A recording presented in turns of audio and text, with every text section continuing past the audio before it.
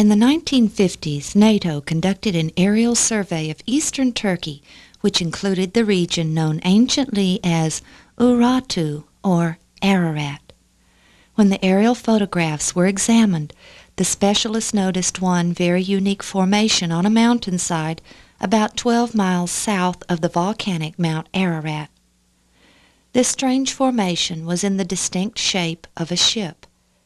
Its length was estimated at approximately 500 feet, and out of the hundreds of stereo photos taken of this region, this object was unique. Nothing like it was found anywhere else, including on Mount Ararat. When Dr. Arthur Brandenberger, world authority on photogrammetry at Ohio State University, saw the photo, he stated that in his opinion it had to be man-made, and it was a ship. In 1960, an expedition from the United States, including Dr. Brandenberger, went to the site. After blowing several holes in the formation with dynamite, they came away with the official conclusion that there was nothing of any archaeological interest there. However, Dr. Brandenberger continued to state that he still believed the object needed further examination.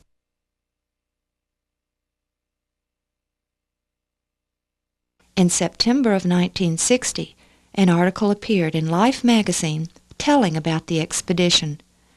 27-year-old Ron Wyatt read that article like thousands of others.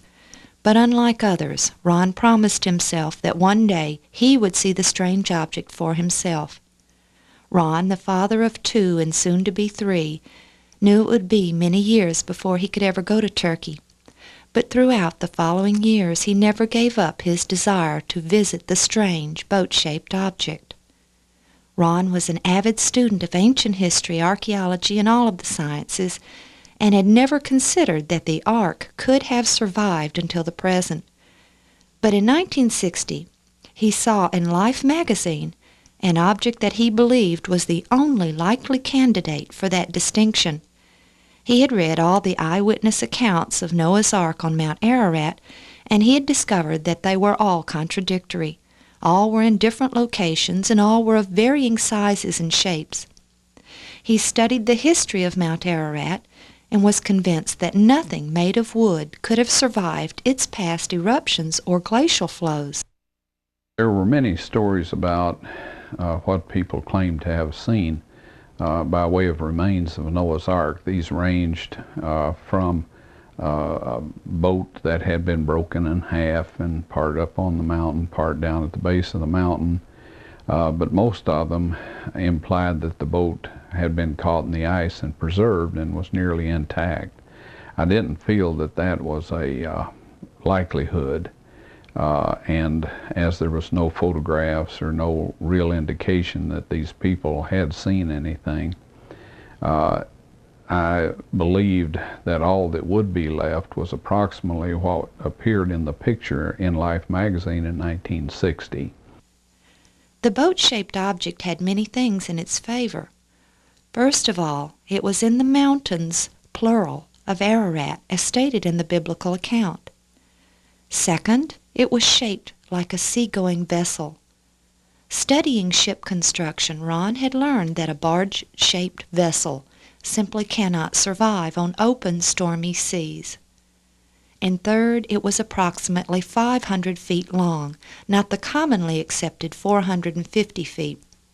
Ron had concluded that the author of the Genesis account of the flood, Moses, would not have stated the ark's length in Hebrew cubits. Moses was born and educated in Egypt. The Hebrew cubit came into use many years after Moses' death. The only cubit he would have known would have been the Royal Egyptian cubit of 20.6 inches. This would have meant that the ark was 515 feet long, not 450. In 1975, Ron read the book The Ark File by Rennie Norbergen, a member of the 1960 expedition.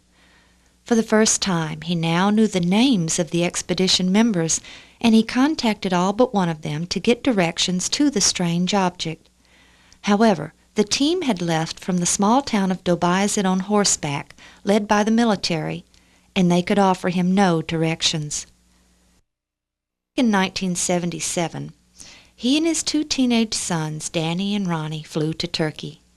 It took several days of very uncomfortable travel to reach Dobayacet.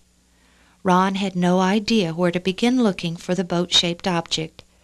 After all, it had now been 17 years since the 1960 expedition. Would anyone even remember it? And even if they did, Ron didn't speak the language and had no way to ask. So they checked into the Erzurum Hotel and got some sleep.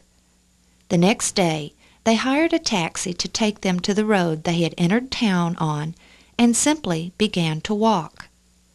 Soon they came upon a group of local villagers who looked quite intimidating.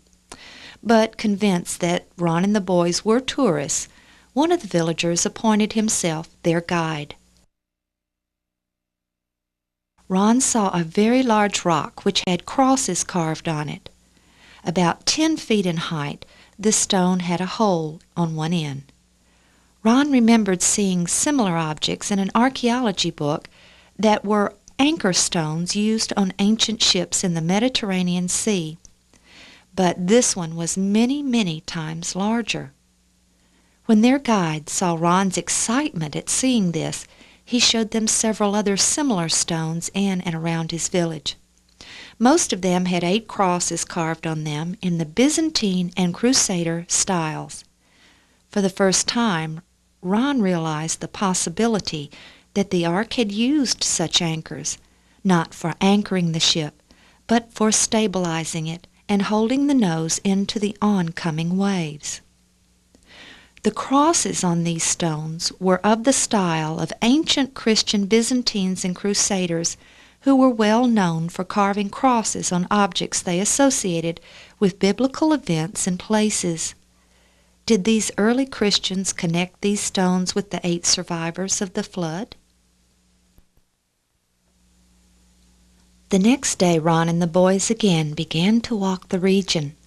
This time they came upon an ancient stone house, partially collapsed. Its great age could be seen by the fact that the ground level around it had been raised several feet by eroding soil from the surrounding hills.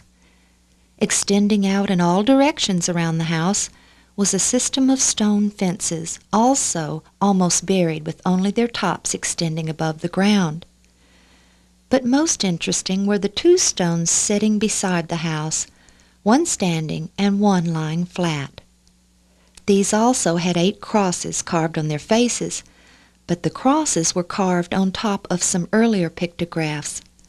There was what appeared to be an arch across the top, which Ron believes was a rainbow.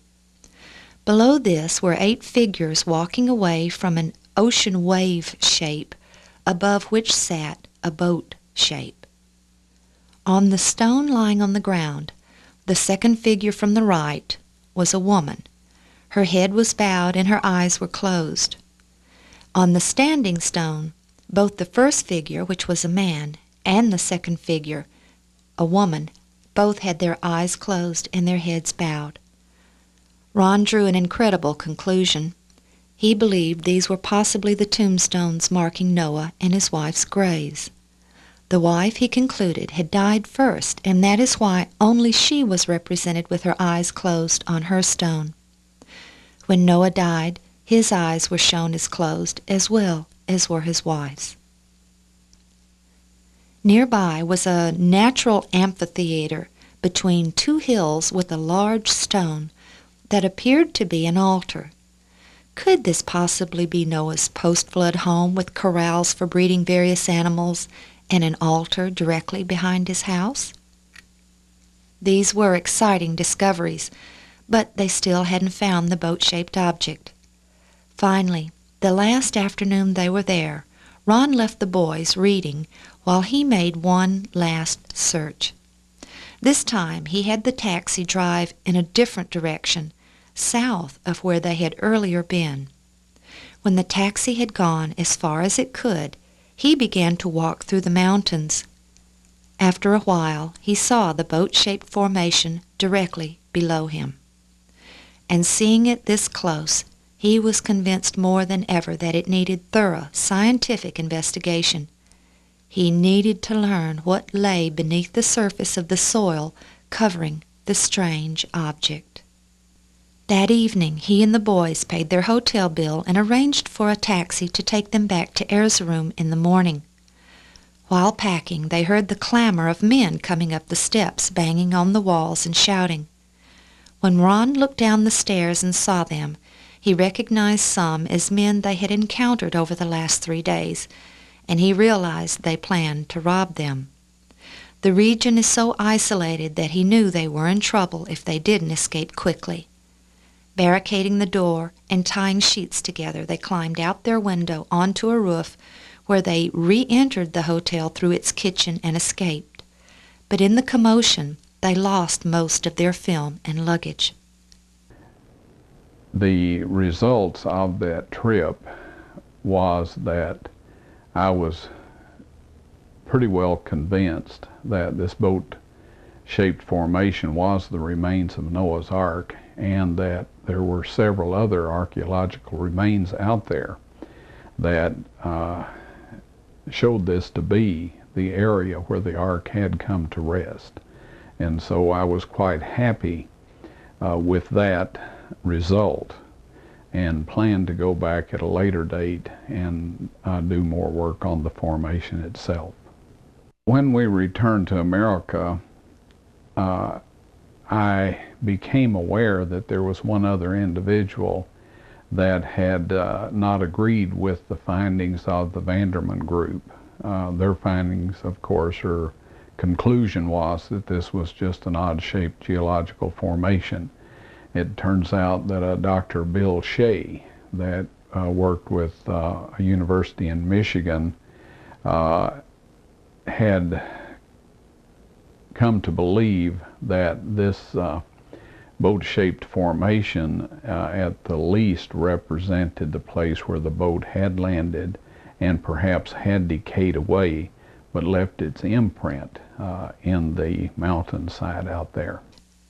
Dr. Shea, too, believed that the site needed to be thoroughly investigated, and when comparing the boat-shaped object to the current thought that the Ark had to have landed on Mount Ararat, he wrote, "To conclude, one might put these two sites in perspective by reflecting upon what would have happened had this formation been found on Arida, or Mount Ararat.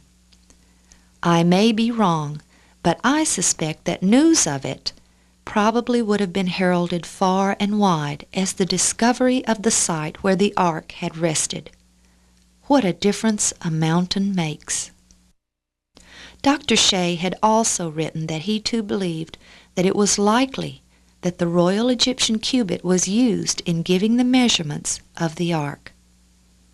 Assuming a Mosaic authorship for these measurements probably would indicate that they were given in terms of the Egyptian cubit of 20.6 inches rather than the shorter Mesopotamian cubit. After Ron and Dr. Shea communicated and Ron shared his information from the August 1977 trip with him, Dr. Shea applied to Turkey for permission to excavate. The reply was negative. As far as Ron was concerned, there was nothing else he could do at that point, so he waited for Providence to hopefully provide opportunity. Believing it was important to have some idea of where the Ark would have landed, in 1975 Ron had performed an experiment. The story of the flood indicates that the Ark was a free-floating object on an earth covered with water, and that it came to rest in some mountains. So with this in mind, I built a small model of the boat, 6-to-1 ratio, as is mentioned about the Ark, and then I constructed miniature mountains in a shallow flowing stream, and I would release the model boat upstream from these little mountains, and by changing the shape and size of these mountains, I was able to determine what configuration of mountain the boat would most likely come to rest in. And so I found that a crescent-shaped mountain oriented to the northeast or southeast would be the most likely place that a free-floating object would come to land. And with this in mind, the site in eastern Turkey fit that configuration, that geological configuration, so that was a plus. Without permission to excavate, Ron felt there was nothing he could do. Then, in December of 1978, he heard about a small earthquake in eastern Turkey. On the chance that it might have damaged the boat-shaped object, he arranged to return in September of 1979. When he arrived, he was overwhelmed by what he saw. The earth surrounding the boat-shaped object had fallen away, revealing its sides, which clearly showed evenly spaced indentations along the western side. He believed these were holes which resulted from the fractured petrified ribs which had partially fallen away when the support of the surrounding earth was no longer present. On the eastern side, he saw what looked like portions of rib timbers which were fragmented but still in place, only discernible due to their shape and color. The quake had caused a crack along the length of the object, and Ron was able to measure the depth of the structure and to take samples for analysis. If these specimens were decayed and petrified wood, they would contain a much higher carbon content than the surrounding area. The analysis done by Galbraith Labs did indeed show this to be the case. The specimens from the site showed 4.95% carbon, which indicated that it was once living matter, such as decayed or petrified wood. In addition, the analysis from the site showed a high iron content, much higher than the surrounding area. A wooden ship the size of the Ark would surely have had metal fittings used to hold the timbers together. The biblical account tells us that metallurgy was a known science well before the time of Noah. And the analyses gave indication that something within the object contained a high level of iron. Ron measured the site and found it to be 512 feet long, but he also found a 3-foot section at the lower end which appeared to be broken away from the main section. This was extremely important because it was the length Ron and Dr. Shea were looking for. It was 300 Royal Egyptian cubits in length, 515 feet. While I was there, I photographed this area carefully and walked on the formation for the first time. And the earthquake had actually cracked the formation along its entire length. And I was able to take some good clean sample material from this crack. I was also able to measure the depth of the deposit at different points along the length. Anyway, I took samples along the length of the crack in the formation and from the outer part of the formation, and I took samples from the countryside away from the influence of the formation so that we could have these analyzed and compare the results. The 1960 team had blown several holes in the sides of the boat-shaped object, but saw nothing that they recognized as petrified wood. Realistically speaking, it could not be expected that a 4,300-year-old ship could survive until the present. The region of Ararat experiences extremely cold winters with large amounts of snow, springtime rains, and hot summers. Exposed wood would have simply rotted away over the years. This strange boat-shaped object was now in a mudflow. It had a large section of limestone bedrock extending through its midsection, which indicated that it possibly had slid to its present location, impaling itself on this rock. Ron concluded that at some time lava had flowed down the mountainside from the south, carrying the ship with it. When the ship struck the large outcropping of limestone, it was impaled and held fast. The weight of the lava piling on top of the ship collapsed the decks, and the entire ship was soon encapsulated within the hardening lava which protected it. Water from snow and rain began to accumulate underneath the hardened lava. In time, as the lava began to deteriorate, water began to flow within the decaying lava, which caused the ship to petrify. But if the ship had been covered in lava, why wasn't it burned up? Well, lava doesn't always burn everything it comes in contact with, as we read in this quote from the New Larousse Encyclopedia of the Earth. It might be supposed that the high temperatures of the lava would give off an enormous amount of heat. This is not so, however, and it is quite usual for a flow to pass through a forest or town without causing a fire. One flow from Paracutin even piled up against oaks and cottonwoods without destroying them. How can we explain this anomaly of high lava temperatures and absence of fire and flames? To begin with, lava consists of a vitreous mass which is a poor conductor of heat. It also cools quickly at the surface, becoming covered with a crust which in some measure prevents further heat radiation from inside the mass. Thus, a lava flow has, as it were, a constantly forming insulating case around its molten interior, so that the front of the flow is preceded by a protecting crust. If the ark had been completely covered in lava, it would have been sealed, cut off from the oxygen and water which would have normally caused it to decay away.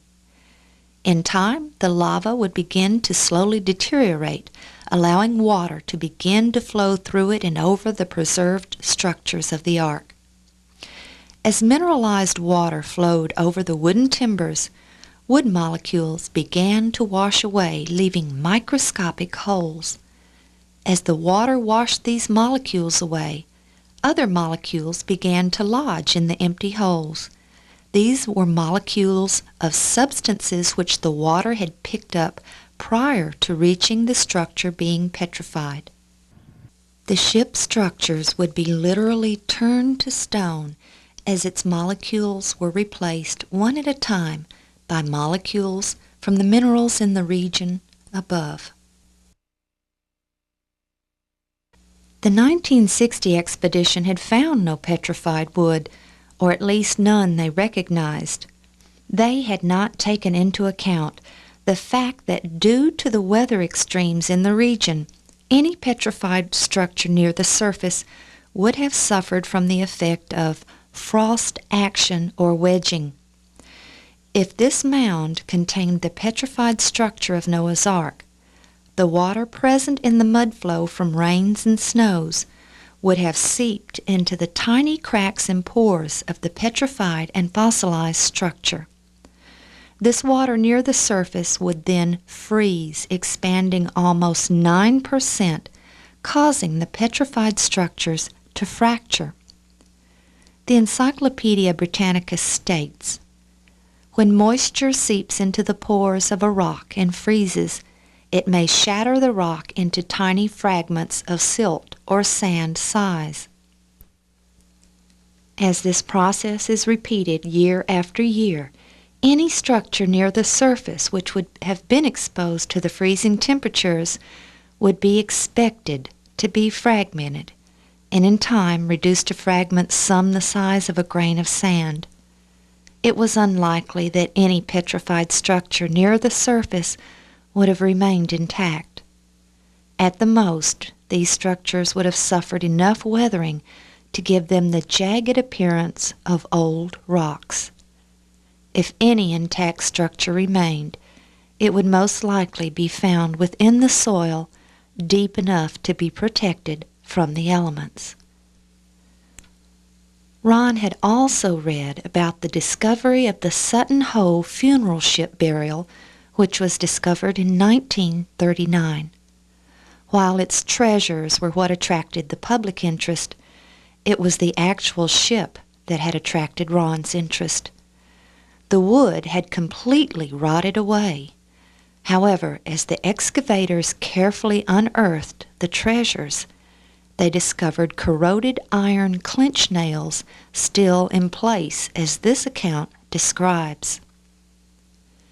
As they continued clearing from one end, Mr. Brown was careful to see that the nails, which now began to appear in a regular pattern, remained in position. As the earth was removed bit by bit, the forward part of the ship emerged in rough outline until, moving toward the center, they cleared to the 11th frame or rib and reached what they believed was a burial chamber. The outline of the huge ship was perfect. Every vestige of wood had rotted, but what remained was a perfect impression of the ship's hull, which had been in the sand for centuries. The earth was stained from the wood, and the rusted iron clinch nails that had once held the ship together remained exactly in place.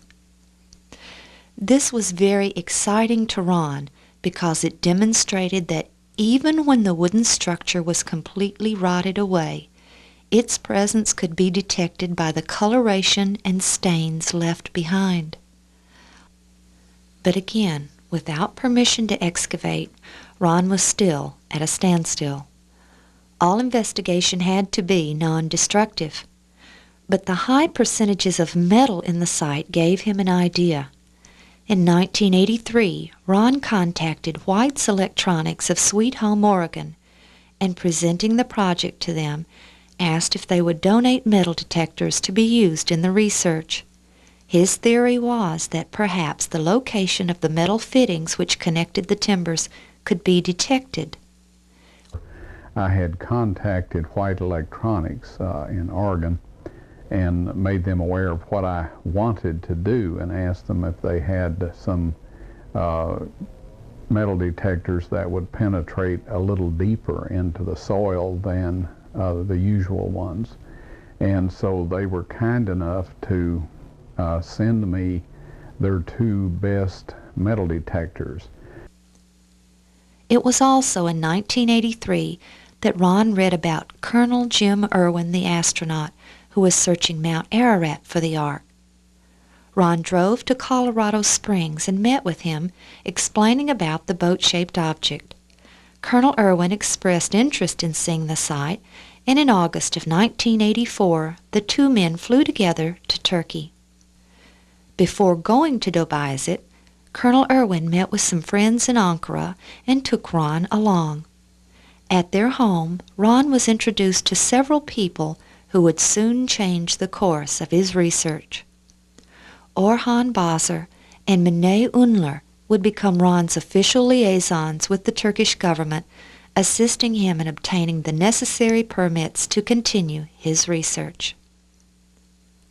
Arriving in Dobizet, Colonel Irwin met with his group, and Ron took several of them to the site. Orhan Bazar obtained official permission for Ron to do metal detector scans, and they scanned the entire object with the ferromagnetic metal detectors. Ron found 13 lines of consistent metal readings lengthwise along the object. Colonel Irwin, in a 1986 conversation with Ron, tells about the results of those scans. We decided that since there was some metal in those analyses that we got back from Galbraith, that it might be worthwhile to look at the boat with a metal detector. And so, remember you expressed a desire to be there when we checked this out, and you were there. Yeah, we got some real positive readings, didn't we? Yeah. As we went up and down the long direction of the formation. And then, at that moment in time, we were getting metal readings, right. But other than that they appeared at fairly uniform intervals. right. The spacing made it appear like, very much like it was, a man-made object. Yeah. No doubt about that. When they returned to the hotel and word spread, several other Ark hunters wanted to see the site. One group was headed by Marv Steffens, and when the metal detector scans were repeated, his group immediately got very excited. Ron and Orhan later spent an entire day examining the area above the boat-shaped object and visiting local villages, asking if anyone knew any stories about an ancient ship being in the region. They discovered that no one knew anything about a ship being located in the vicinity. They did learn that the village where Ron had found the anchor stones was known as the Place of the Eight, although the villagers admitted that they had no idea where the name came from. They also learned that the mountain the boat-shaped object was on was locally called a term which loosely translated to Doomsday Mountain, although again no one knew where these names came from. There is good reason why there is no record of any local traditions about the Ark or a ship in the area. The original inhabitants of this region were attacked and displaced by the present inhabitants in the early years of this century. The invaders took over the lands, their homes, and even their flocks and herds, but all knowledge of any local traditions the original inhabitants may have had was lost. When Ron and Orhan scoured the countryside above the boat-shaped object, they discovered something which Ron believed was extremely important. They found a very strange section of earth approximately 120 feet long and 40 feet wide, which appeared to be outlined by a thick rim of petrified wood. Scattered over and around this section were strange-looking objects which looked like rocks, but which were very heavy and felt like metal. Ron took specimens of this strange substance. He had also taken similar specimens from the lower broken section of the site, and his theory was that it was ballast from the hull of the Ark. He had earlier concluded that the ship had slid to its present location in a lava or mud flow, and he now believed that this was a portion of the hull that had remained embedded in the earth. When the Ark was carried down the mountainside, it was ripped away from this portion of the hull, causing the ballast material to be left lying scattered all around. In this same area, they also found a recently constructed stone structure which had pieces of an ancient broken stele incorporated in it. Being careful not to draw the attention of the locals to these broken pieces of stone, they photographed the pictures inscribed on these stones. Pieced together, these broken pieces depicted a boat-shaped object very similar to the 1950s aerial photograph. And within this boat shape were 8 faces. The very unique mountain ridge above the boat-shaped object was also depicted, with ravens in flight, and next to the ridge was depicted a volcanic-looking mountain, a mountain that had since subsided. When Ron stood on the top of the ridge and looked south where this mountain was represented as being, he saw that there was a mountain in that location, but that it was no longer visible from the viewpoint of the artist of the stele. This was, Ron was sure, the volcano that had erupted many, many years ago and covered the boat with lava. Since the broken pieces of the stele were found near the location of the section he believed was the bottom of the hull embedded in the earth, he believed this stele had once marked the original location of the Ark. Orhan had also arranged permission for Ron to take more substantial specimens from the boat-shaped object as well as from the surrounding terrain. On August 25, 1984, Ron left Turkey with his specimens and headed towards Athens to connect with his overseas flight.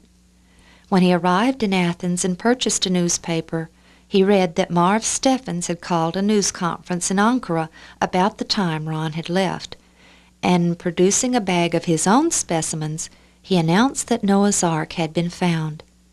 He was immediately detained, accused of taking valuable artifacts, and with this, He proceeded to tell the authorities that Ron, too, had left taking specimens and was already out of the country. It had only been a little over 4 months since Ron and his 2 sons had been released from a 3-month prison term in Saudi Arabia after being falsely accused of being Israeli spies, and he wasn't very happy at this turn of events. If the Turks believed he had taken valuable artifacts from their country, his days of working on Noah's Ark were finished. When he arrived in New York, he checked into the Carlton Hotel near the airport and called the Turkish United Nations mission, explaining what had happened. Within a few hours, 3 Turkish representatives arrived at his hotel, examined his specimens, and told him that he was free to keep them. They had checked with authorities in Ankara and discovered that he really did have permission to take the specimens. He was exonerated of the charges, but only after the whole event had made the newspapers and Ted Koppel had called him a thief on Nightline. However, what looked like a disaster turned out to be the event that first caused the Turks to take an official interest in the site. The United Nations Observer and International Report featured a full-page story on Ron and the evidence at the site. What Wyatt found measures almost identically to the text offered in the 6th chapter of Genesis in the Old Testament. It was also found in the area where the Bible says the ark finally came to rest. What we actually have found is physical evidence that this is a boat. Whether or not it's Noah's Ark is up to the people that review the material. That's up to them to decide on that. My personal feeling is that it is Noah's Ark. Wyatt admits his skeptics are severe, and he has a long road to travel before his theories can be totally tested. The rock, wood, and metal samples are currently being analyzed, with reports due on the specimens by mid-September. If it is the ark, what has been proven? To the people that believe in God, this will be a confirmation of their faith. Wyatt firmly believes ultimately his find will be proven to be that of Noah's Ark. Even then, he says, there'll be some who still won't believe it. As far as the timing of this find, he has an explanation. But I think everything is on a time schedule, and I believe that when the time is right, these things will be brought out. Back at home, Ron sent one specimen that he had taken from the section he believed was the embedded hull above the ark to Colonel Irwin, who then sent it to Los Alamos National Labs for careful analysis. Ron then went to Galbraith Labs with his new batch of specimens. These analyses were even more encouraging than the 1979 ones, as these revealed extremely high metal contents, not only of iron, but also of aluminum. Although aluminum constitutes about 8% of the Earth's crust in weight, it never occurs in the metallic form in nature. It occurs as alumina. Yet, these analyses revealed that the specimens contained both alumina and aluminum. Ron believed that the petrified structures would not only have been petrified with minerals from the soil above the site, but also with the molecules of the metal fittings of the ship, which contained aluminum as well as iron. Ron arranged to return to the site a few months later in October of 1984. The Turkish government had sent several of their own scientists to examine the object, and Ron arranged to loan them one of the White's metal detectors. He wanted to see if they could duplicate the pattern of metal readings at even intervals. They did. Colonel Irwin was dedicated to searching for the Ark on Mount Ararat, but he continued to offer Ron any assistance he could. When he received a call from a man who was interested in searching for the Ark, but who expressed the belief that it couldn't possibly have landed on Mount Ararat, he referred this man to Ron. Early in 1985, Dave Fassel called Ron. Dave was in the marine salvage business and was familiar with several new technologies which were used in non-destructive investigations, such as radar. When Ron told him about the boat-shaped object which he now without reservation referred to as the Ark, Dave was very interested. Ron sent him photographs and filled him in on all the data from his research, especially about the 13 lines of metal readings which extended from one end of the ship to the other. On March 20th, 1985, Ron and Dave arrived in Turkey. Meeting them there was Samran al-Muteri of Saudi Arabia, who had recently visited Ron in the United States. Samran wanted Ron to show him the mountain in Saudi Arabia that Ron believed was Mount Sinai. In December of 1983, Ron and his sons entered Saudi without a visa and went to Jebel el-Lawz, but were then arrested at the Jordanian border after being reported as spies. The event had caused quite a stir in Saudi, and Samran had learned of Ron's claim after his release. Now he wanted Ron to come back to Saudi with him to show him the site, but perhaps to ensure that Ron's claims were valid, he wanted to see Noah's Ark first. When Ron and Dave arrived, Samran was ill, and they had to delay their departure to eastern Turkey until he felt better. During this time, Mine Unler arranged for them to meet with Dr. Ekrem Arkugal, Turkey's leading archaeologist, world-renowned for his excavations of the Hittite Empire in Turkey. Familiar with both Ron's research and the reports of the Turkish scientists from the fall of 1984, Dr. Arkugal made the following statement. May I congratulate you for that great success, really. Thank you, sir. I believe it is an ancient remains of an old ship. This, since the earthquake pushed it up, the wood, you see, is eroding out, and it must be covered quickly also, because we're losing much. It must be preserved. It must be preserved. These are the remains, which are at any rate remains of a ship. Yes. Things had changed a great deal in the past 8 months. Ron now had liaisons who made his arrangements with the proper officials and acted as translators. The government had officially taken an interest in the site, and now their leading archaeologists stated unequivocally that the object was a ship. The three men then went to the site, and immediately Dave Fassel, who certainly knew about ships, was overwhelmed by what he saw. He had brought 2 different types of metal detectors, a pulse induction type and the new and controversial molecular frequency generator, which, unlike the conventional metal detectors, was supposed to be able to discriminate types of metals as well as receive readings from great distances. They again were able to detect the regular pattern of metal readings both along the surface and along the sides of the ship. Ron then took them to see the anchor stones in the village as well as the old stone house and the tombstones.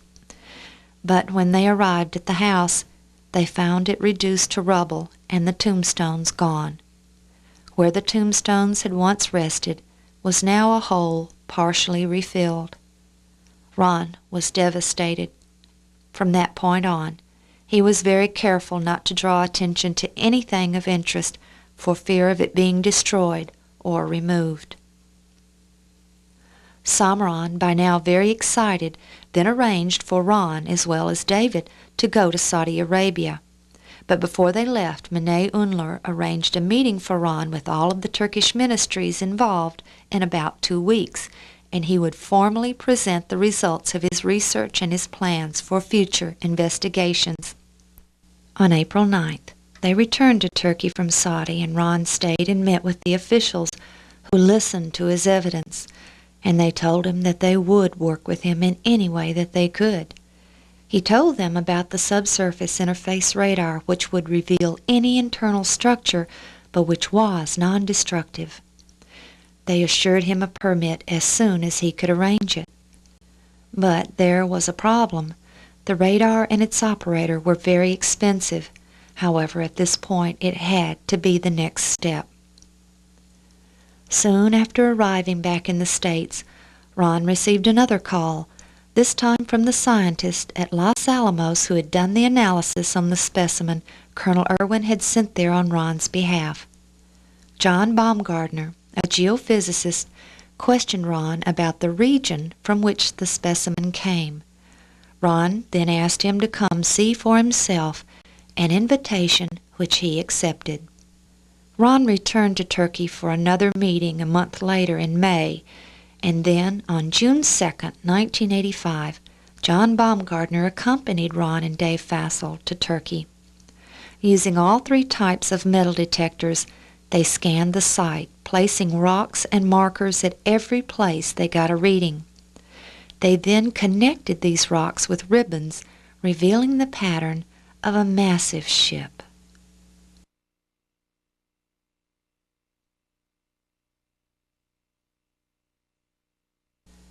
Dave found a specimen which John examined and found to be consistent with hand-wrought iron. My name is John Baumgartner from Los Alamos National Laboratory. I've had the privilege of being on this expedition with Ron Wyatt and David Fassel this last week to the site east of Dobizet in eastern Turkey, investigating the site of a large boat-shaped object. Okay, would you show us briefly this specimen that Mr. Fassel owns and that we wish we owned? Okay. It's striking in the fact of its angular character. Seem to have some preferred planes in the object on the outside as well as the inside. This inner portion appears to be a silica replacement of something. This would represent, if the interpretation is correct, a portion of an angle bracket, and we see a corner of it here. It's interesting that it apparently still displays the grain structure of the iron. Now, does this seem to be cast iron or wrought iron? I would say it's has the character of wrought iron, and it appears that this is almost pure iron oxide here, this outer portion. All right, from your own use of metal detecting equipment out on the site, John, would you say that this is an isolated piece of iron? No, we found just an incredible amount of iron in this formation.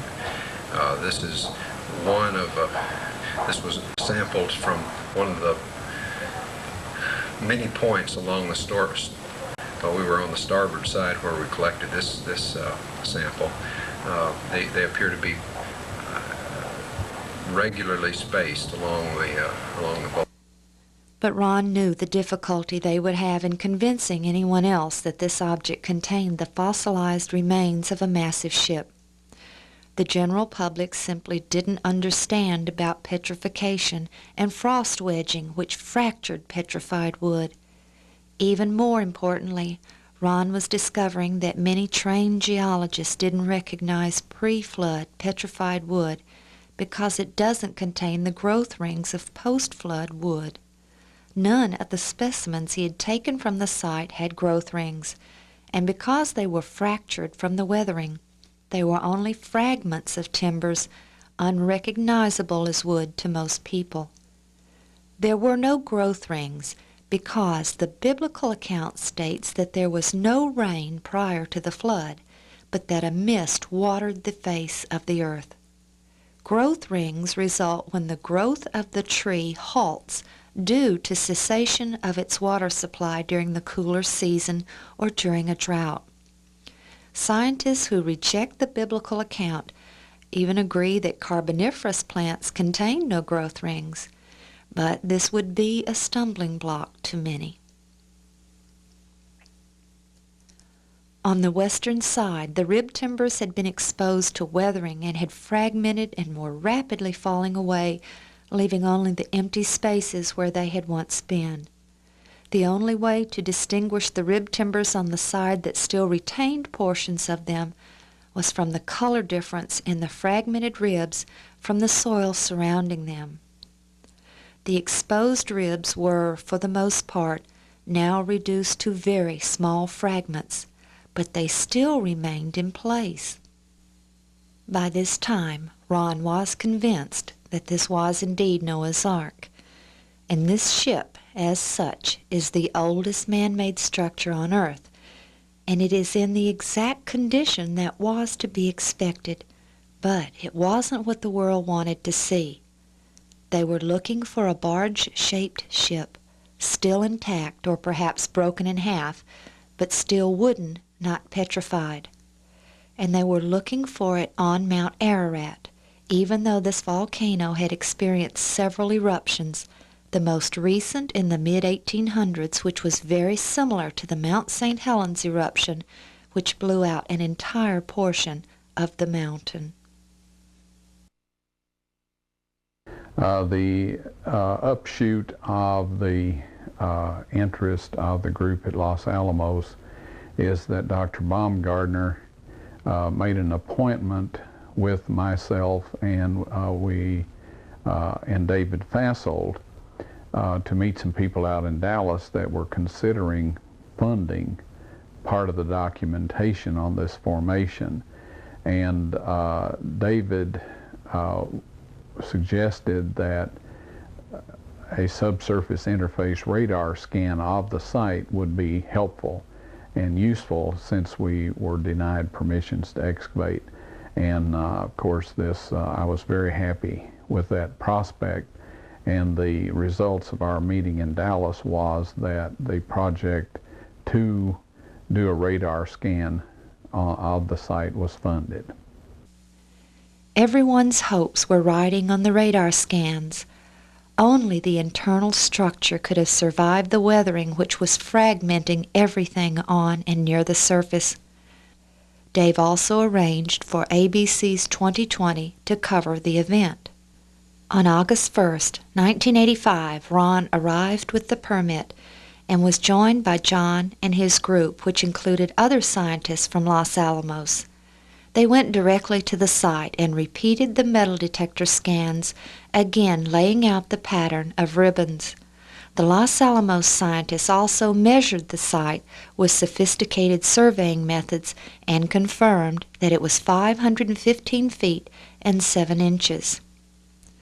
Dave would arrive a little later with the radar and its operator, Tom Finner of GSSI. 2020 was also on their way.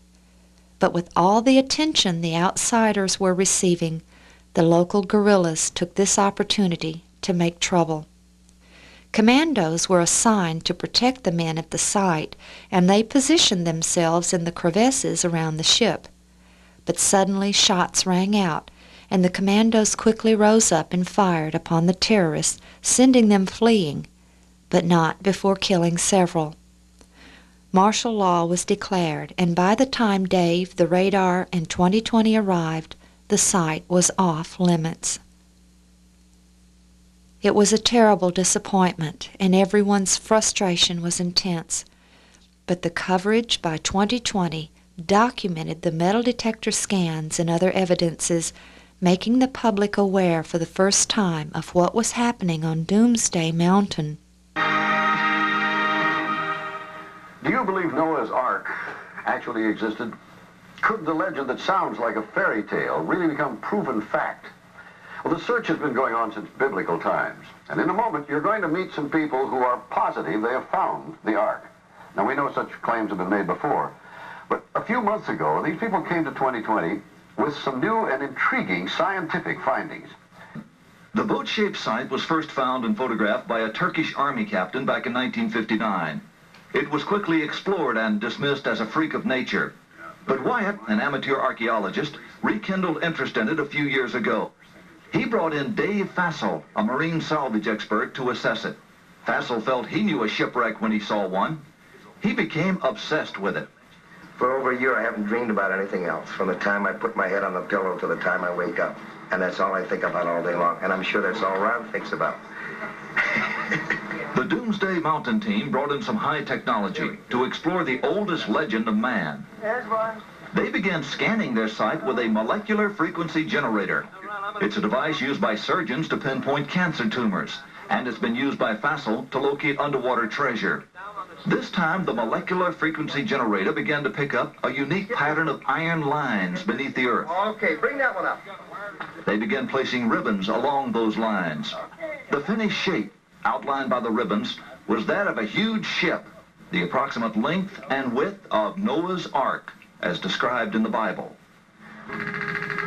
The fascinating field of ribbons soon attracted higher academic interest. That looks like iron. Okay. Dr. John Baumgartner, a physicist with Los Alamos Laboratories, sent samples back to the lab for analysis and confirmed that the metal they were tracing with the ribbons was indeed iron. With the width and the length known, the only remaining question was depth. By locating the depth of the hull, they could determine if the boat-shaped object had the cargo capacity described in the biblical ark. To resolve this final issue, Wyatt and Fassel brought geologist Tom Finner to Turkey with his company's heavy-duty subsurface radar equipment. Gear like this located the black box cockpit recorder on the floor of the frozen Potomac River after the Air Florida crash. Suppose this rock were a foot or 2 feet underground. Would it give you a reading as to where that was? Could you locate it? Yes, we could. Is it possible that there will be a moment at which you will say, this is a man-made object? The symmetry of the feature suggests it's a boat. I hope to prove that the underground structure is in fact that of a boat. Just before we arrived to do this story, several groups of climbers, including ark hunters from the probe ministries of Texas, were attacked high on Mount Ararat by a band of Kurdish separatists. They sent in several battalions of elite commandos who swept up Mount Ararat, chasing the rebellious Kurds, with predictable results. Some were killed, some arrested, but others escaped southward toward, you guessed it, the boat-shaped site on Doomsday Mountain. It became a hornet's nest of anti-guerrilla activity. The restrictions of martial law left the American explorers isolated from the outside world. Not even a telephone. Well, I'll be back next year, for sure. Yeah. Anyway, we're going to hang in like smell on a skunk till there's nothing left to get this done. Hang in like the smell on a skunk. The Turkish government stopped the exploration. What now? Since we were there, Barbara, things have cooled down, and they've sent their own team of scientists in to take a look at this site. It's a very fascinating location. John Baumgartner did a live interview with CBN during the event, and this too brought the site to public notice. John explained that the site was completely unique. Not only had they performed metal detector scans on the site, but they had also examined other sites which, at first glance, appeared similar, but which showed absolutely no metal readings. You suspect that the formation itself could be different than any other formation on the mountain? We feel the formation is quite unique. There are several formations that have a superficially similar shape, but and we've investigated several of them, and as we investigate them, we find they are do not have the special characteristics we find in the site we've been focusing on. But still, the radar had not taken place. Back at home, Ron approached a Tennessee businessman he had worked for many years earlier, whom he knew had funded worthy projects in the past, with the request that he assist with the radar equipment. This gentleman, who asked to remain anonymous, told Ron he would purchase a radar system. His business would retain ownership, but he told Ron he could use it any time he wished. He purchased the SIR-3, a system similar to the SIR-8 that had been brought to Turkey in August.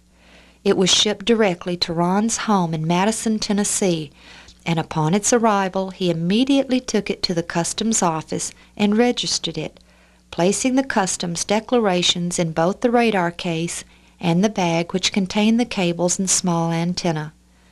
It was too late to do a scan in 1985, but he wanted to be ready. He wrote his name and address on the card and placed it in the glassine window on the bag. He was ready. Then he took it to the owner's office, as they wanted to use it on one of their construction projects. He returned again to Turkey in October of '85 and again in May of '86 before returning in June of '86 with Dave. So, here was the radar, and here were Ron and Dave.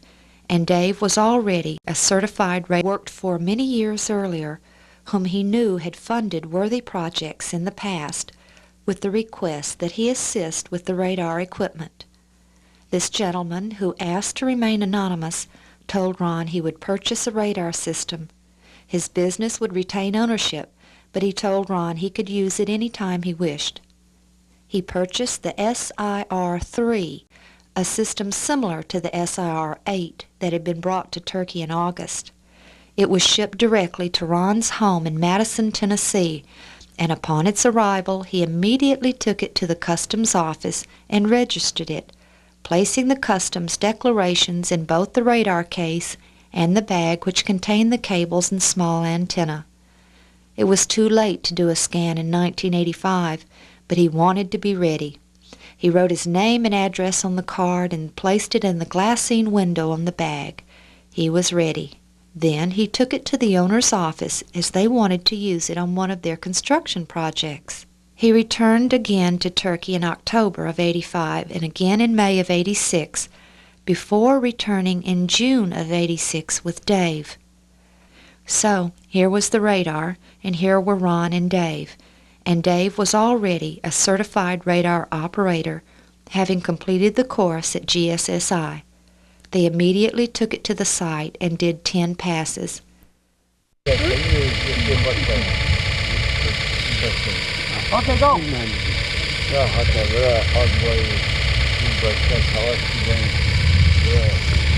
Now we're going across the front end of the boat, and David set those markers in so he can see if there's a relationship between the metal lines of his frequency generator and the parallel, uniformly separated timbers that are showing up on the SIR.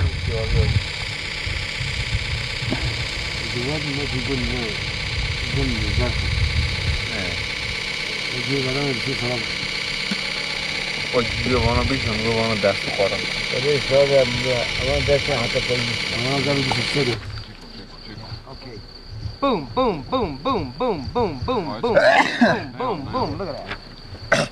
Look at that. There's the wall. You need to get a little farther distant from it, Dave. Well, okay, that's got it right there. Yeah, right? Yeah, this point. All right, let me show you what we're doing. This is the upper end of the boat. I've just located the very end of it again.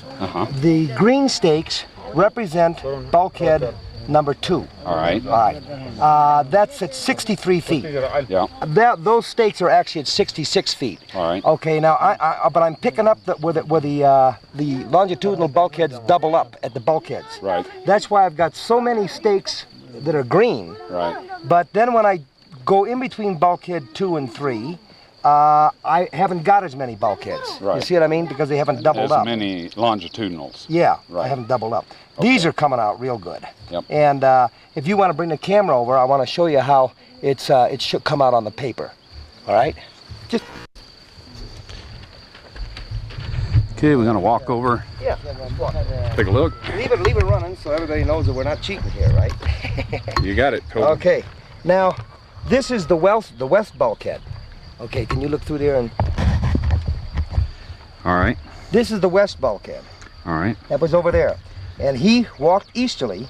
Here we start getting the longitudinal bulkheads. Here, here, here, here, here, here, here, here. Okay. Here. You see there how it shows up? Right. So, I mean, that stake is not a figment of my imagination, nor with the frequency generator. Right. This subsurface radar shows that there is something underneath there. Ron then called John Baumgardner and Dr. Bill Shea to come and participate in the event they had all waited for. Ron got all the permits needed, and soon they were all on their way. John's group arrived and had brought a hot air balloon to use to film the site from the air. Dr. Shea was on his way, but before he arrived, disaster struck again. John's group had inflated the balloon in the hotel parking lot, and it caught on fire, causing such a commotion that their permits were rescinded. When Dr. Shea arrived, the site was off limits. He didn't get to see the object of his study for so many years, but Ron did take him to the village and to several of the anchor stones. It looks like it has 1, 2, 3, 4, 5, and 5, and 1, 2, 3, 4. This one's got 14. Undoubtedly, well, here's the central cross that they're going by, of course. And it's difficult to tell which were the originals and which are the extra ones that have been added later. But here you have 5, a little one here, 3 more here, and here. Then this one matches with this one. There's more here. So we have 5 down here, 5 up here, and 4 over here. So the extras were undoubtedly added at a later time, and you can see there's also been some damage in terms of target practice. Right. Now this gives you a nice idea of the height of some of these stones, and it also gives you a nice idea of the location of the hole at the top of the rock. This rock also has the crosses carved in it. They're a little harder to see because of the ridges in the rock, and the natural ridges in the rock. But if you look carefully, there are a number of places. Here's a good example. Here's another example, rather. And here's the bottom of the bigger one. Bigger cross comes across here. So probably if you could examine it more carefully under changing lighting, you would see all of them. And undoubtedly, this stone probably was also standing up. And you'll notice that the distribution of the crosses seems to be lower in the rock, on the face of the rock.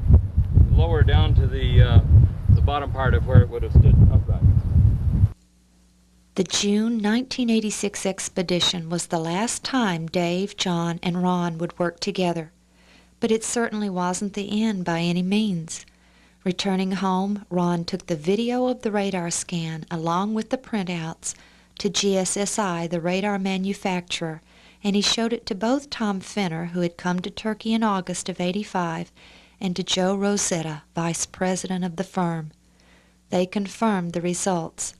The scans showed man-made structure within the formation. Indeed, there is something beneath that rock besides rock. A radar device developed by Geophysical Survey Systems in Hudson was used on the mountain. The device, called SIR, is used by energy exploration companies to analyze what's below the Earth's surface. According to SIR, something man-made is under Mount Eridog. This data does not represent natural geology. It's a man-made structure. These reflections are occurring very periodic, too periodic to be random natural type interfaces. Okay, we are at Geophysical Survey Systems Incorporated in Hudson, New Hampshire. And in front of you here you see some of the SIR's equipment, subsurface interface radar equipment. And these are other varieties of the same system that we used out in eastern Turkey. Yeah. Handheld. I set it up on a tripod a little later, and I'm filming this. See that these reflections on these marks indicate point targets that seem to correlate with the iron lines that you found with the magnetometer and the molecular frequency generator. What's unique about this here versus the other instruments, now you can get some depth estimates to these targets. They all appear to be in equal depth within a few inches of each other anyway. And I also noticed that you get a parallel scan to this down here, and you get the same results, which indicate that these are continuous features. But I think this is pretty dramatic evidence. This evidence I was hoping to come up with when I was out there with you last year. At that time, Ron completed his training on the radar equipment and received his certificate. On November 8th, he returned to the site and did complete scans of the entire ship, as well as the surrounding area, reporting the results to officials in Ankara. In December, the decision was officially made. The evidence was complete, and Turkish scientists agreed with Ron. It was the remains of Noah's Ark, officially. The evidence had been scientifically studied. Years earlier, the photogrammetry expert Dr. Arthur Brandenberger said the boat-shaped object was man-made based on his years of experience in studying stereo photos. Chemical analysis of specimens taken from the site showed the presence of metals in quantities and types that do not occur in nature. They contained organic carbon, which proved that they were once living matter.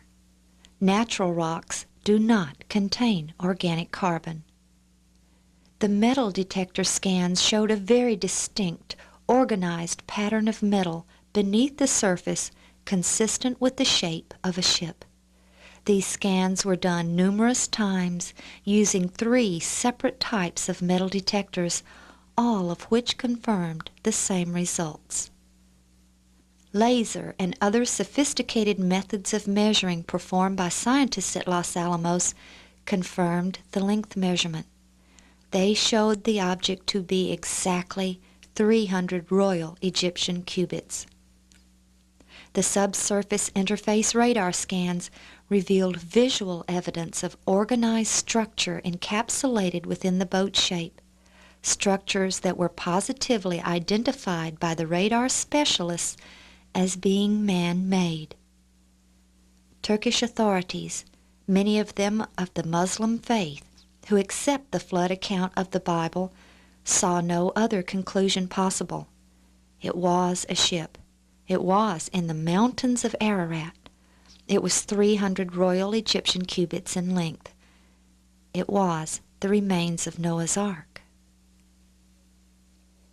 In February of 1987, Ron was asked to appear on Turkish radio and television and discuss the research.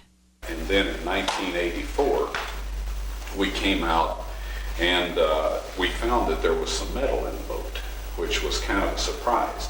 But in Moses' record that he wrote in the Torah, which the Quran, of course, says the Torah is reliable. And in there, the story tells us that they had metal. Now, Tubal-Cain, who was the great-great-grandson of Adam, our 4th generation, used iron and bronze, which meant they knew about alloy process. So the flood happened in the 10th generation. So it appeared that they had metal, and it's logical that Noah would use it. Yes. And so once we found that there was metal in there, then we got a special metal detector and took this over the ship. And by this method, we could find where there was metal in the ship. And it turns out that on all of the rib timbers, there's metal brackets, and on all the timbers that run lengthwise of the boat, there's metal brackets. So we were able to document where the timbers were just by reading the location of the metal from the surface without digging any.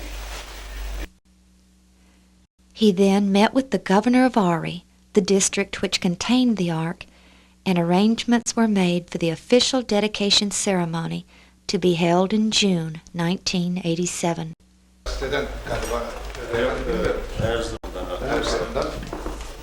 Bizim Ağrı'nın Ağrı hakkında ve tarihi hakkında bilgileri kapsayan bir kitabımız. Çok teşekkür ederim. Kitabımız size takdim etmekten şeref duyuyorum. He returned in both April and May of that year, again scanning the site with radar. By adjusting the frequency of the signal and scanning the same location over and over, Ron was able to obtain data that would produce a 3-dimensional image of the structure beneath the surface, allowing him to construct a model of the ship. On June 20th, 1987, Ron was guest of honor at the ceremony held on a hill just above the Ark.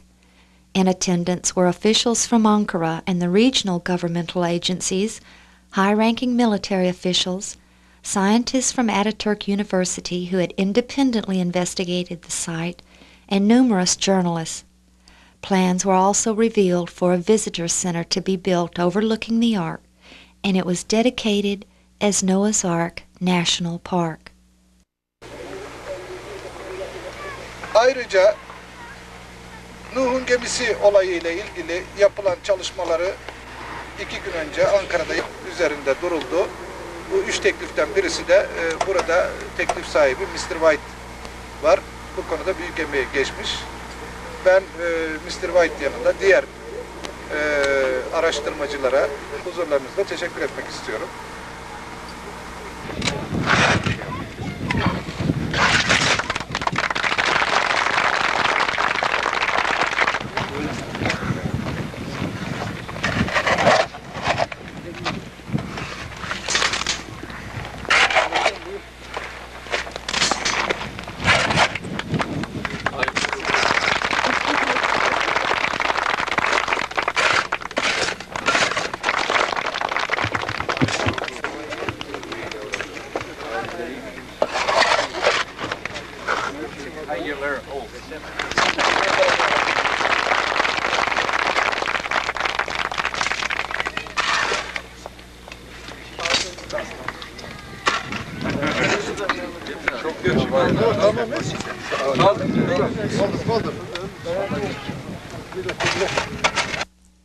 The governor then asked Ron to bring the radar to the Ark site and perform a scan for the officials and journalists.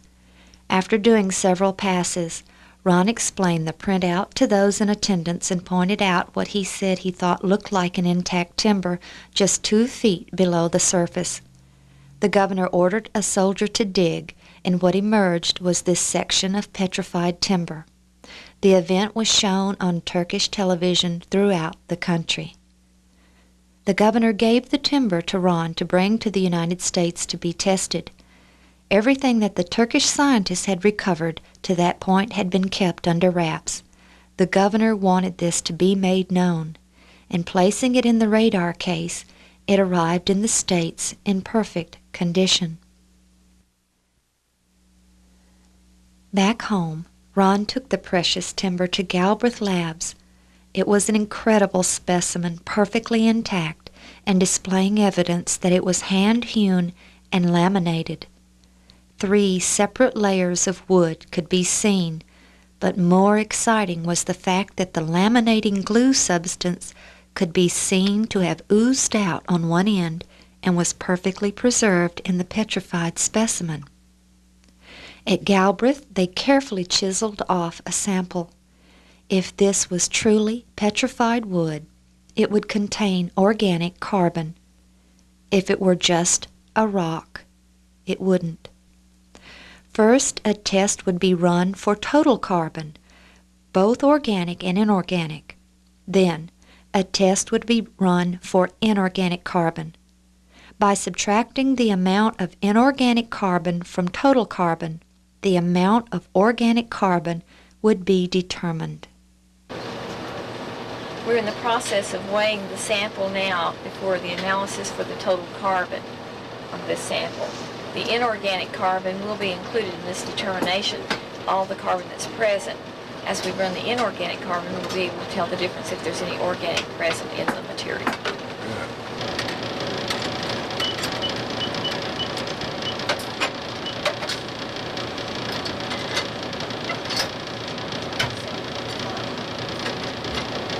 We're getting 0.71% total carbon in this. 0.71. Yes. At the present time, we're weighing about 500 milligrams of sample for a carbonate determination. That would be the inorganic carbon in the sample. Right. So we subtract that from the total carbon, and that tells us what percentage is raw carbon and what is the carbonate. Well, it would tell you what percent of organic carbon that you would have there. Left. Okay. 81 ppm's inorganic carbon. Okay, thank you very much. Of the 0.71% total carbon, 0.7019% of it was organic. And not only did it contain organic carbon, it contained 13% iron, iron from the metal fittings. When this timber was petrified, the water washing away its molecules immediately washed in iron molecules from the metal objects it had already passed over, which filled the empty holes. Ron again arrived in Turkey with the SIR-3 radar on July 23, 1987. He again continued with his scans of the entire ark, setting the frequencies to reflect the structure at varying depths. He now had all the data he needed. The width of the ark was 138 feet at its widest point, which was wider than 50 Royal Egyptian cubits, which equals 87.5 feet. But the decks could be seen to be collapsed, and when they fell, this broke the deck joists which held the ribs in position. This caused the ribs to fall outward, giving the initial appearance that the ship was wider than the biblical measurement. But the internal structure, showing bulkheads, were the proper width. The radar showed a tremendous amount of damage to the ark, but some chambers could still be distinguished. Ron assumed symmetry when he built his model. If a section was in poor shape on the left side, but was in good shape on the right, he constructed both sides identically. On the southwest side, near the front, the radar showed a very large door which opened to a ramp system which led to the different levels of the ship.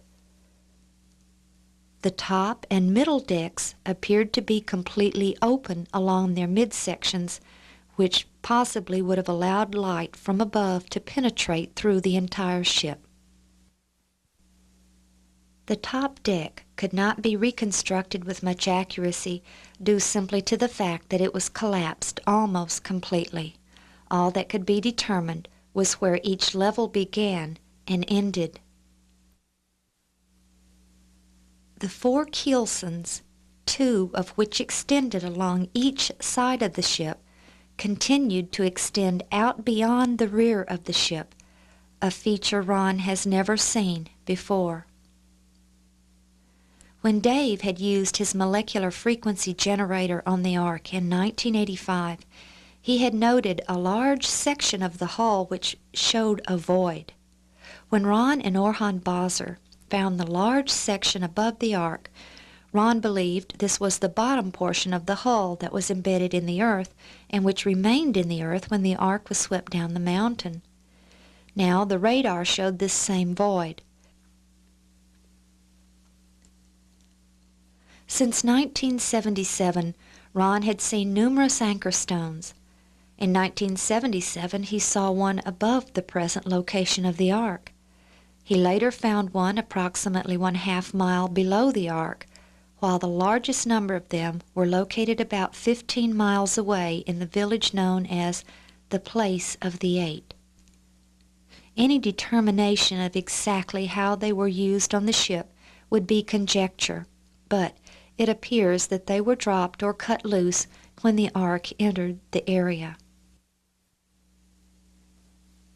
In an attempt to discredit these stones, alternate theories have been proposed as to their origin. One of these theories proposes that they are Armenian cult stones that originally had cult symbols carved on them, and that the holes at the top were for candles or represented the pagan eye of the dragon.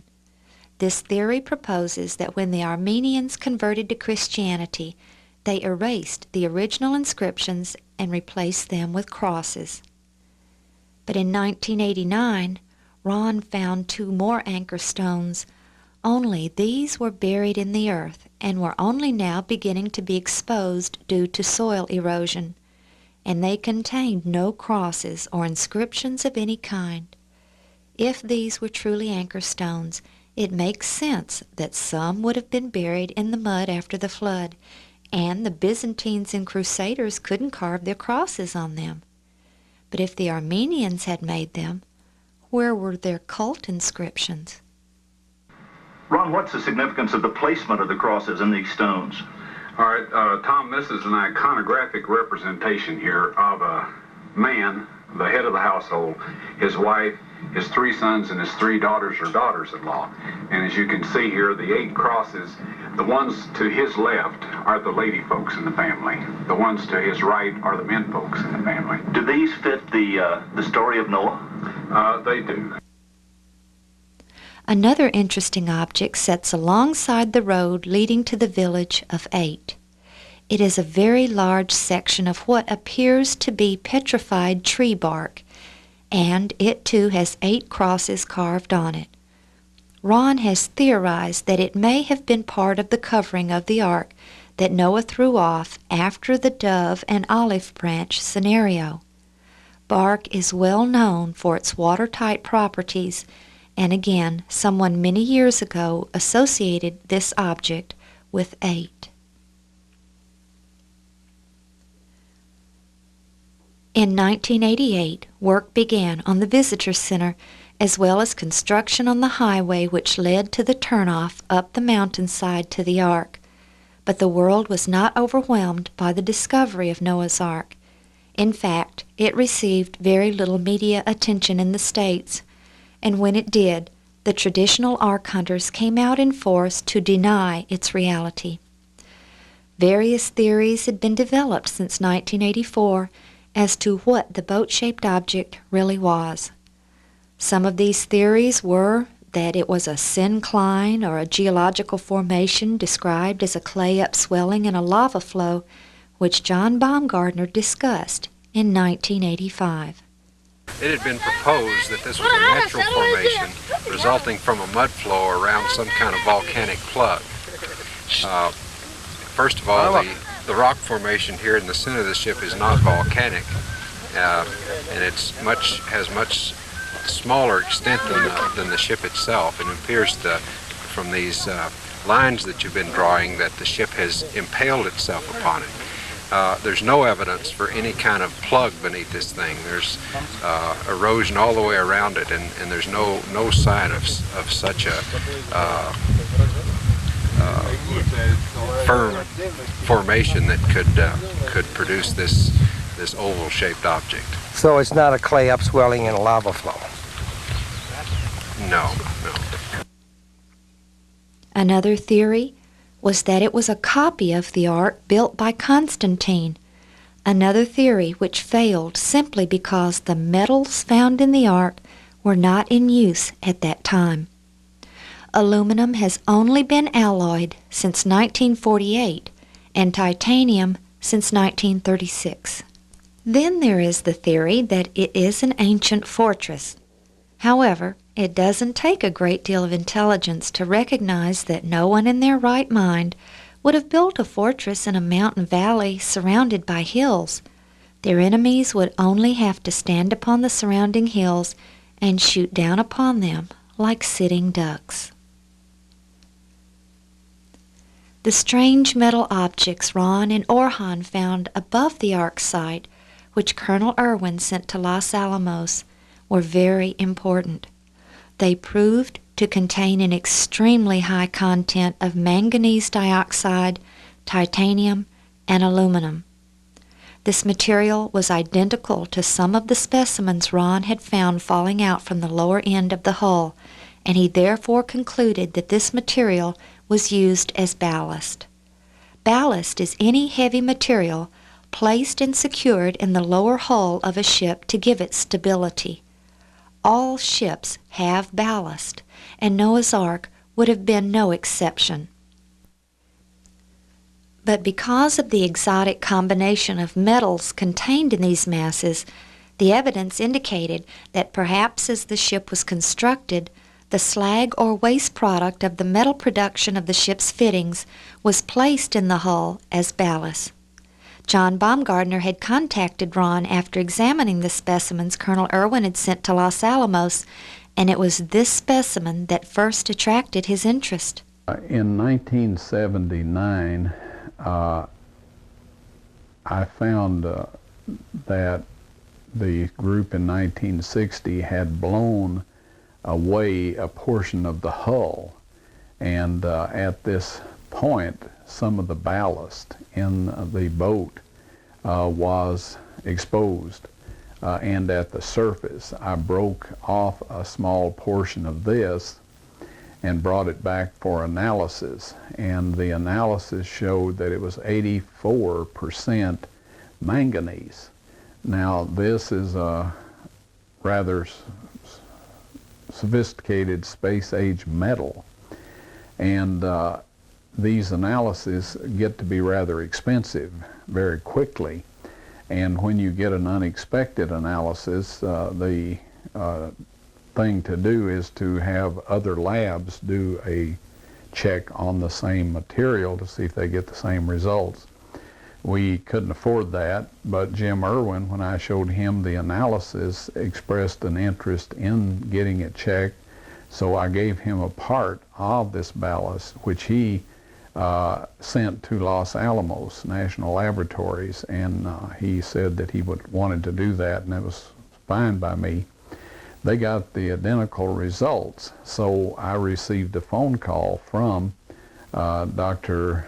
John Baumgartner, quizzing me about the site, the location of the object in the area, and I could tell that he was trying to figure out something from my description of the area, so I invited him to come along, and he agreed to do so and brought 2 other individuals from Los Alamos with him. And I found out later that they had concluded, because of the nature of the analysis, that part of a satellite or a missile had come in out there, and so that did help our investigative procedure considerably. One critic took it upon himself to declare that these specimens were manganese nodules, which are found by the billions of tons on the Pacific Ocean floor. However, Ron's specimens weren't taken from the Pacific Ocean floor, nor did they compare in composition or size with these manganese nodules. Manganese nodules average about 35% manganese dioxide, and they also include copper and nickel. The ARC specimens contained no nickel or copper, but they do contain titanium and aluminum. In fact, the ARC specimens contain exactly what would be expected in waste product of high-tech metal alloys. In 1990, Ron, Marv and Renetta Wilson of Dallas, Texas, Tom Allen of Switzerland, and myself decided to spend some time examining the house Ron believed was Noah's. The ancient stone fences could still be easily seen extending out in all directions from the house, only their tops extending above the earth. But another interesting feature was the large rock behind the house that looked like an altar. So we all hiked up to it and found not only the large rock, but a complex of rocks that clearly had been arranged by humans for some purpose. We're standing up here next to the altar stone. We're to the right, looking down into Kazan. You can see the lay of the fencing as we pan.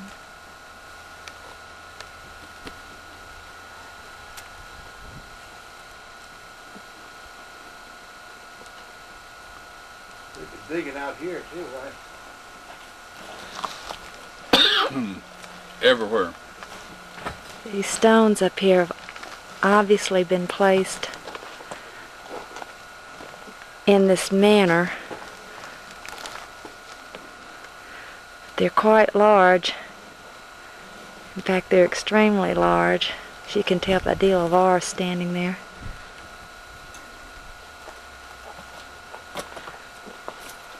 could easily put, say, the sacrificial animals in here, Ron? Probably. Now we're in the little area. There was a doorway.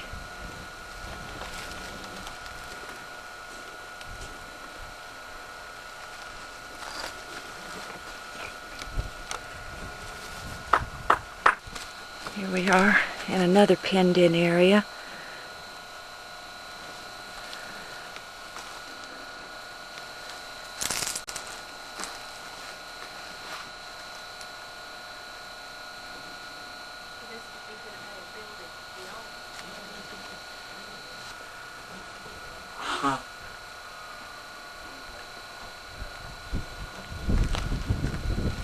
And as we pan over here is the very large stone that we suspect would be the altar. When we climbed upon the hill around the large rock, we discovered it to have excellent acoustics, like a large amphitheater. Okay, I'm standing up on the stone now. It was quite a big step. Of course, there's a lot of moss on it. And we look out straight dead ahead at Noah's house. And then just beyond there, Kazan.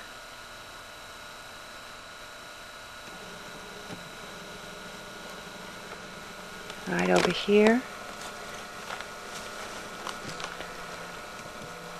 The pen, possibly, where the animal was brought to be prepared.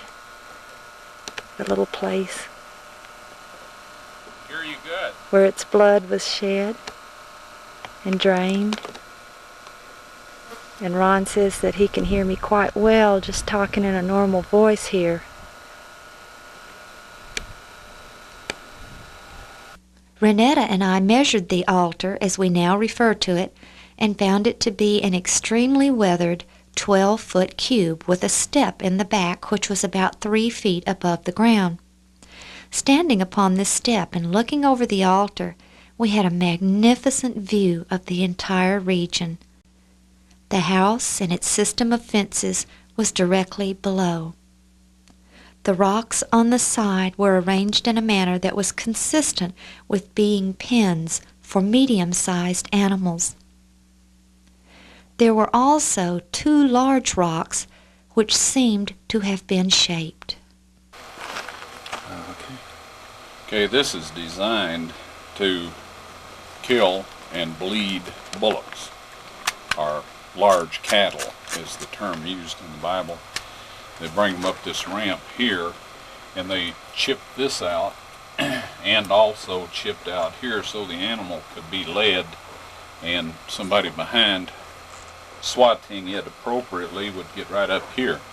Then they could turn it around and then bind its feet and legs, of course, and lay it down with the head down this way and cut its throat, and of course the blood would all run out. And Noah was specifically instructed that they should not eat the blood of the animal, and of course there were other parts too. All the rocks had suffered a tremendous amount of weathering, but it was quite evident that many had been arranged by humans.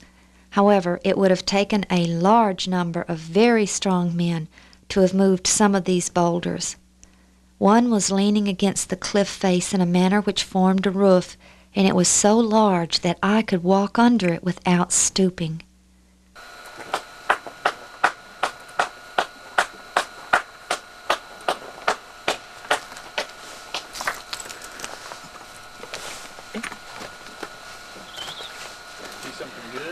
I don't think there's any chance that anybody around here moved this rock here.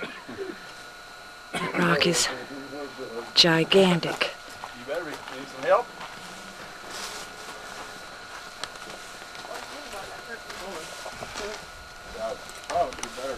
Ron believes this was Noah's altar, where his family met during the times of their sacrifices.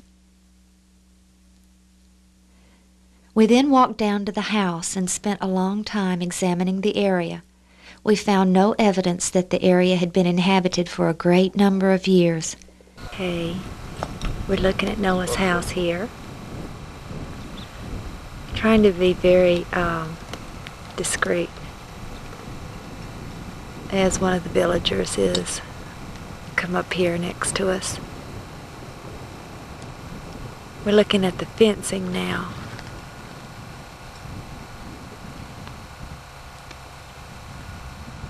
You can see how it went across the hill, up high also, and even all along the top.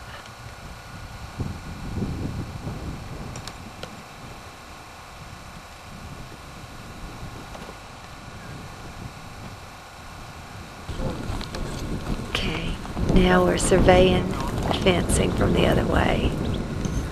The sun's pretty bright. I'm trying to shade it.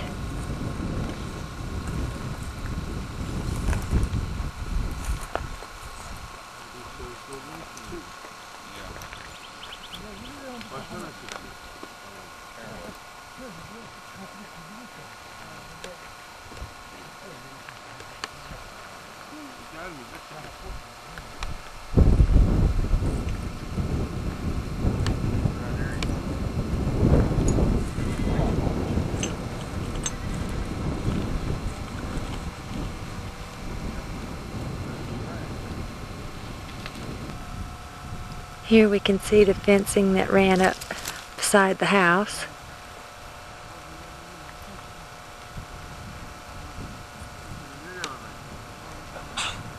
This gives us a real good view of the fencing right behind it.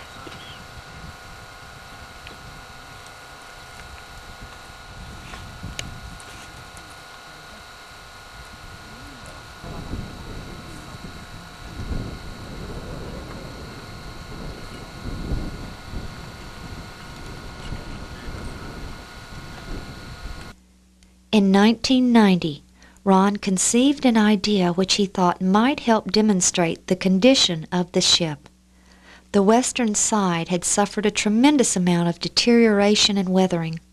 The exposed ribs were virtually gone, leaving only the impressions in the soil surrounding them. But the eastern side contained a section which appeared to still contain some of the petrified, although severely fragmented rib timbers still in place. In October of 1990, Ron and Richard Reeves went to the Ark and took shovels whose blades they bent and sharpened like giant razors. Scraping just a few inches of matrix from the side, they hoped that the petrified ribs would be able to be seen.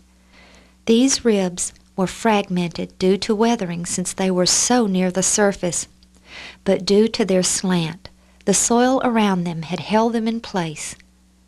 Very carefully, assisted by D. LeVar, who had accompanied Ron since March of 1985 as his taxi driver, began to scrape. They realized they had to be extremely careful to remove only a very few inches. Tell you what we plan to do here is to shave the rib timber part of this section of the hull, and of course the texture between the rib timbers and the material that has covered the boat are different in color and of course in density and that sort of thing, and so we are going to be able to show the dimensions of the timbers here by doing it this way. Okay, again we're focusing in on the timbers in the side of the boat, and in particular I would like to make note of this large colorful one right here. Now that's a large timber that was a part of the Keelson system that protected the outside of the boat from boulders and logs and other debris that it would be forced against in the storm. And then, okay, Richard is pointing to a stone right in the middle of the big Kilson configuration that comes around from the end. And if you'll notice the color difference there, that's where the Kilson comes around and goes up over the end of the boat. Also, if you'll notice at the top, there's a difference in the color up there. And we'll shave this off here in a moment and let you see what we're talking about. Okay, now to help you visualize the Kilson, external Kilson that is on the model of the boat, we've strung this rope along here. Now, if we shave this off, it'll probably speed up the erosion process, but that rope is right along the bottom of the external Kilson. And if you'll notice, there's about a 3-foot width of darker material right there, just above the rope, until you get to this area, and then it widens out. And so the Kilson was a little narrower up at the front of the boat than it was along the side of the boat.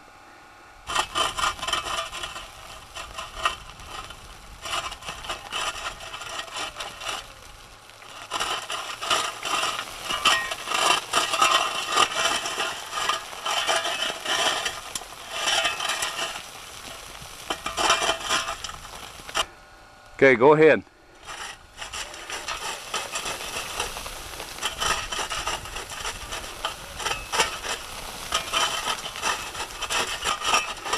Now you'll observe that that structural material, because it's petrified wood, is more porous, and the water soaks into it, and then in the winter when it freezes, the water expands when it becomes ice and fractures that material. So the petrified wood is much more vulnerable to the freezing and thawing that takes place in the winter time than the matrix or the cover material. And so that's why they are a different color, a different texture, and also a different in hardness. Alrighty.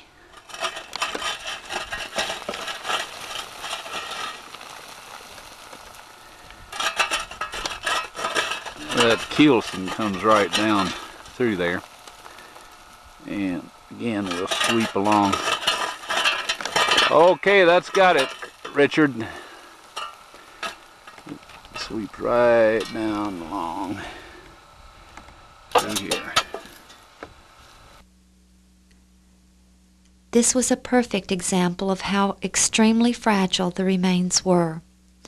Once exposed to the elements, any intact structures would be reduced to tiny fragments in probably one season. If it was ever to be excavated, it would have to be first covered and protected, and then each exposed structure member would have to be encased in some type of acrylic polymer to seal it and protect it, a process that would involve a tremendous amount of time and effort. Yet Ron still dreamed of the day it could be excavated. In 1991, Ron took a tour group to the site, and as he approached, he noticed a large object and picked it up. When he turned it over in his hand, he saw that it displayed the perfect shape of a rivet with a washer around it, and that it appeared to be fossilized. Our last trip out there this past June, we found this very impressive rivet. And if you'll notice here, the plate itself is just a little more than 1/4 inch in thickness. It's approximately 3.5 inches in diameter, the plate itself, and then the shaft of the rivet is roughly 1 inch to 1.25 inches in diameter.